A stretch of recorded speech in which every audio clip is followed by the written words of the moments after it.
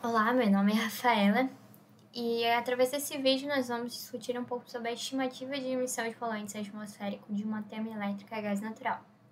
Esse estudo foi realizado através da disciplina de controle de poluição atmosférica, regida pelo professor Leonardo Roinaski, na Universidade Federal de Santa Catarina. Então, as etapas do projeto elas consistem em, primeiro, localizar a área de estudo e determinar a produção industrial, definir os fatores de emissão e o inventário de emissão, analisar suas concentrações conforme a regulamentação do CONAMA 491 de 2018, determinar uma pluma de dispersão desses poluentes e definir métodos de tratamento para mitigar os danos causados pelas indústrias.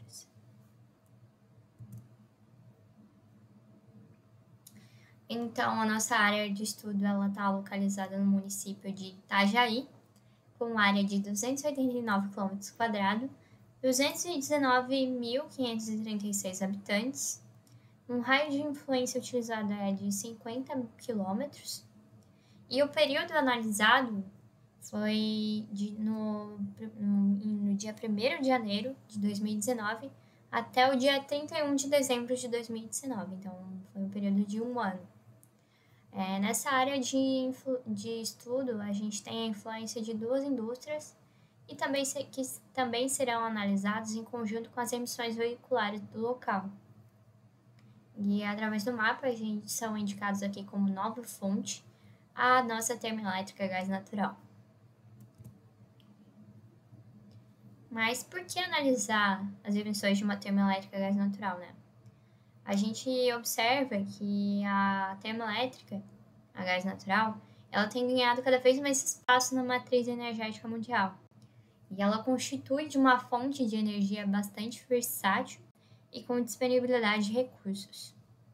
Entre as termoelétricas, ela é a que menos causa impactos na atmosfera, sendo considerada uma produção de queima limpa. Tudo bem, a gente tem essas vantagens, mas quais são os efeitos na atmosfera e na saúde humana ao redor dessas indústrias? Então, os poluentes analisados eles são o monóxido de carbono, o dióxido de enxofre, os óxidos de nitrogênio e o material particulado. Para cálculo de emissão, foram considerados os fatores de emissão para critérios de poluentes e gases de efeito estufa de turbinas a gás estacionárias que foram convertidas para quilograma por metro cubo. Esses dados eles foram fornecidos pela AP42, da Agência de Proteção ao Meio Ambiente dos Estados Unidos, o EPA, e os cálculos de emissões e o inventário de emissões ele foi feito através da multiplicação desse fator de emissão com a atividade da indústria, que foi estabelecida nesse estudo de 125.019,83 metros cúbicos por hora. Através desses resultados, a gente observa que as emissões veiculares, se comparadas com as outras indústrias, elas apresentam valores bem mais expressivos. Porém, esses valores de emissão, como o dióxido de carbono, por exemplo, eles não são estabelecidos pela CONAMA, então eles não foram modelados em seguida. Porém, a gente observa que esses impactos são muito maiores se comparados às indústrias. Agora, comparando as indústrias em si, a gente observa que os valores de óxido de nitrogênio são um pouco mais expressivos nas turbinas de gás natural. Em comparação, a gente observa que a indústria número 5 ela apresenta valores muito menores do que as outras duas indústrias. O monóxido de carbono ele está um pouco entre a turbina gás natural e a indústria 6, apresentam valores bem parecidos. Já o dióxido de enxofre apresenta um valor bem mais expressivo indicado pela turbina gás natural. E o material particulado, ele é muito menor se comparado às indústrias 5 e 6. A gente pode observar esse resultado, visto que a queima se dá através de um gás. Então, a produção de materiais particulados seria realmente valores bem menores, como esperado.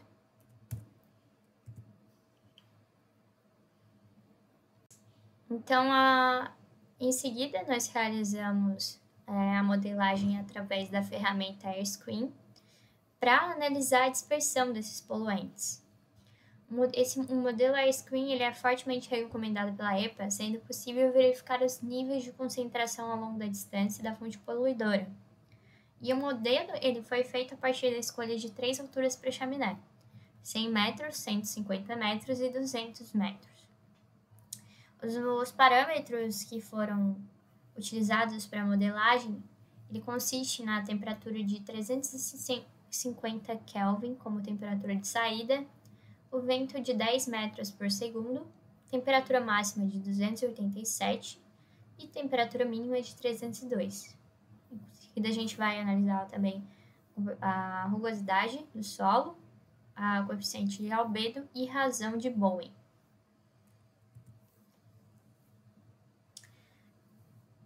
Os resultados da modelagem eles serão comparados, então, com o padrão CONAMA, que estão estabelecidos nessa tabela, que são indicados como PI1, PI2 e PI3 e PF. Esses valores são os padrões iniciais e intermediários e o padrão final, que consiste em valores mais rigorosos de padrão de qualidade. Então, como resultado, a gente tem os seguintes gráficos e as seguintes tabelas de concentração. E através da análise de concentrações máximas e distâncias atingidas, a gente observa que em todos os parâmetros, as concentrações máximas, elas ao longo das alturas da chaminé, à medida que a altura das chaminés é maior, a distância das concentrações máximas atingem distâncias maiores, indicando uma dispersão maior desses poluentes. Então, a gente observa que em todos os parâmetros, as distâncias são as mesmas, porém as concentrações de cada uma são diferentes, de modo que a altura da chaminé em 100 metros, a gente observa uma distância de concentração máxima de 838 metros. De 150 metros, ela atinge uma distância de 1.060 metros. E 200 metros de 1.365 metros. Com relação à análise dos gráficos de concentrações, a gente observa que o dióxido de enxofre e o monóxido de carbono, em todas as 3 alturas, eles atingem padrões de concentração acima do padrão estabelecido pelo CONAMA, né? Porém, com relação aos óxidos de nitrogênio, a partir da chaminé de altura de 150 metros, eles já começam a entrar em conformidade, cumprindo com o CONAMA PI1 inicialmente, e os outros parâmetros, né? Com relação ao material particulado, em todas as 3 alturas, eles atingem concentrações muito menores do que estabelecidos pelo CONAMA, então não apresentam risco de algum dano em relação à qualidade, né, dos gases. E, iniciando a modelagem AirMold, foram estabelecidos os seguintes parâmetros para o início do processo de modelagem. Porém, como que funciona a modelagem AirMold, né?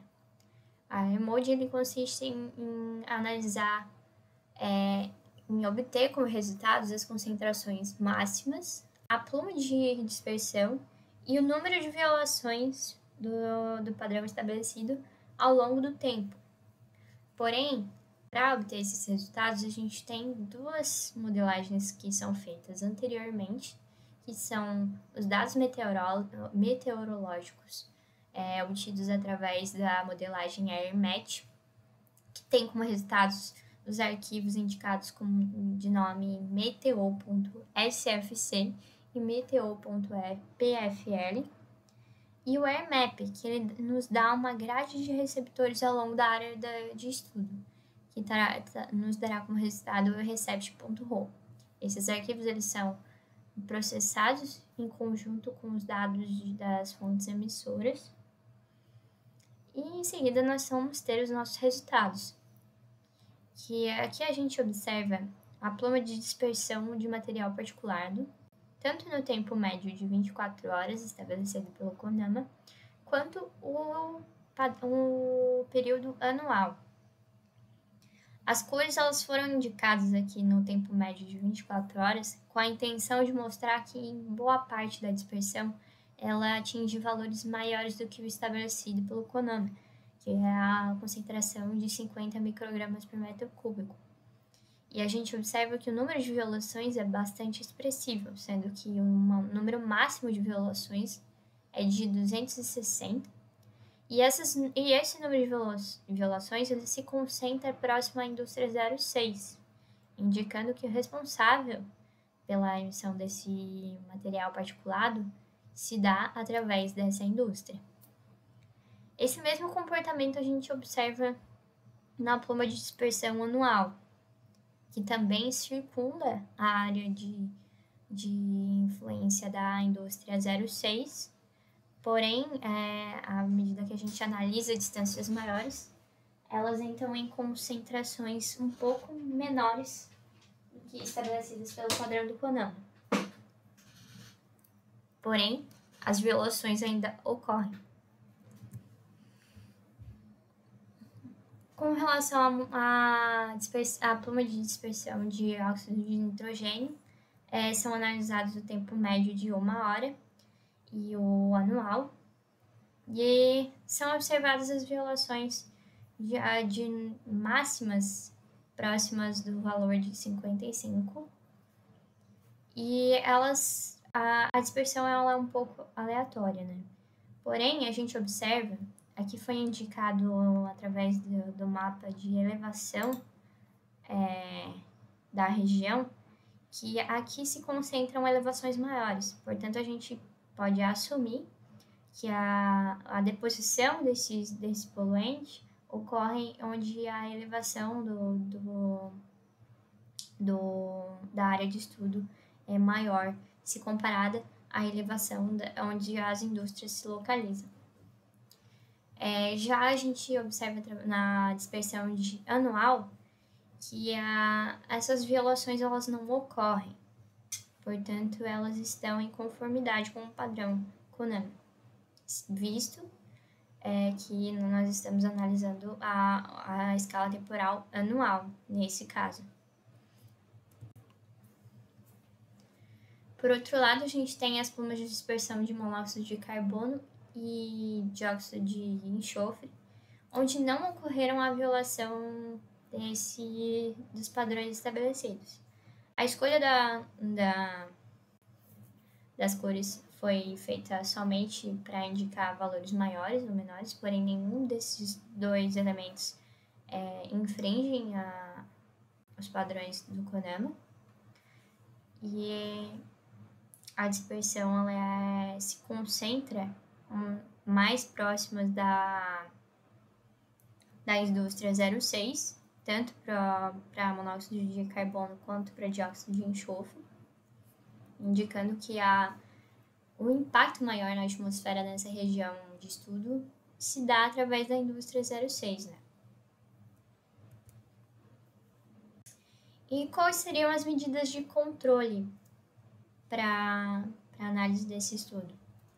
A gente observou, através de uma segunda modelagem, que a altura da chaminé ela não mostrou ser uma alternativa eficiente para a adequação dos poluentes aos padrões estabelecidos pelo CONAMA. Por outro lado, os filtros de manga, eles são bastante recomendados nesse caso, visto que eles mostram ter uma eficiência de 99% do material particulado, onde são retidos esses materiais particulados nesse filtro, e recomenda-se também a instalação de dispositivos de limpeza automática desses filtros, indicando que a manutenção seria um pouco menor. Então, é isso. Essa seria a finalização do nosso estudo.